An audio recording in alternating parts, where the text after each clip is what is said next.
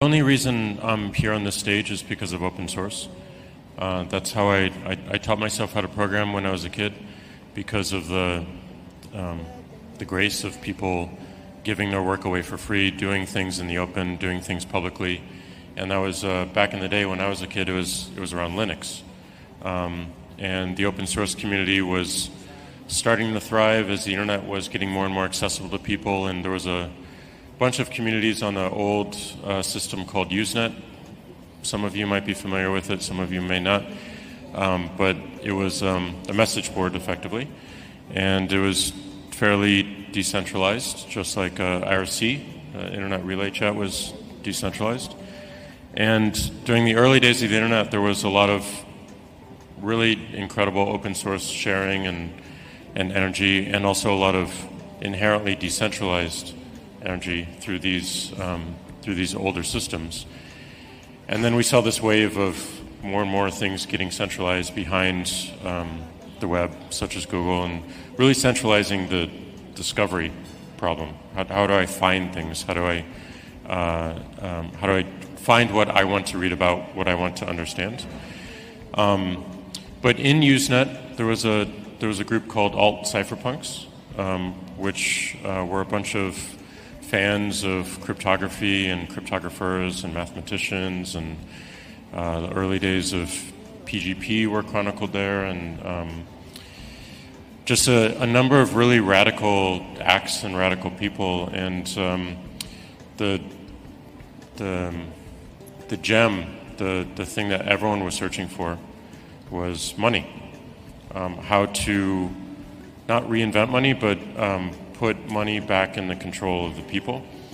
And so I'd been following that and interested in it for quite some time, as another way to learn and understand. And I was a punk when I was a kid, and I thought it was just the coolest, most righteous, noble pursuit.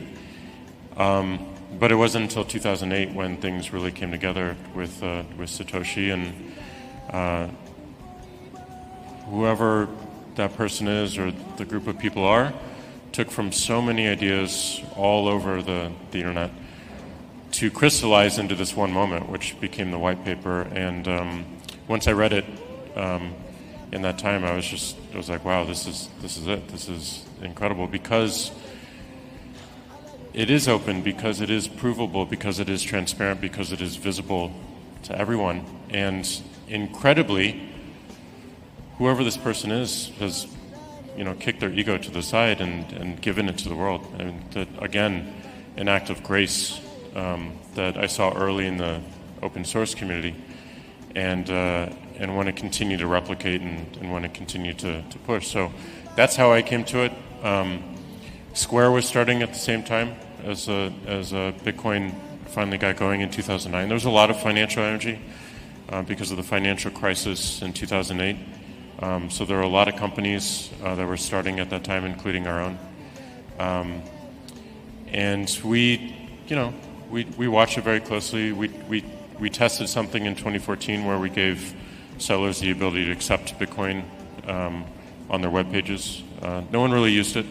We didn't have sellers that people really wanted to spend their Bitcoin at that time. But in 2018, we saw another opportunity to, again, learn about Bitcoin and how it might change our industry and what that trend is, and we built it into Cash App as an exchange. It was a Hack Week project with me and Mike Brock, who's back there, who spoke yesterday. And our only goal was just to be able to convert Bitcoin instantly to buy a cup of coffee, and eventually that translated into the exchange product for a number of reasons. But that still is our goal. We're not in it to build an exchange. We're in it to help the internet realize a native currency, and therefore help the world realize a native currency. And when I say currency, as Jack said before, more of an open money transport, an open money protocol that we can all see, we can trust. That's not controlled by a government. That's not controlled by a corporation. The only reason our company Square exists is because we saw a problem in that Visa and MasterCard were not allowing small merchants onto their network. And we just said, we're going to figure out how to do that. So we're very familiar with companies, whether they be banks or networks like Visa and MasterCard, not enabling everyone and choosing through not wanting to put resources into it or deliberately, potentially in collaboration with various governments. We saw what happened in Nigeria and SARS, and how the Nigerian government went to various bank corps within to stop protesters receiving money, which Bitcoin made up for. So our whole reason for being as a company is solving the same problem that Bitcoin will ultimately solve for everyone in the world, in my belief.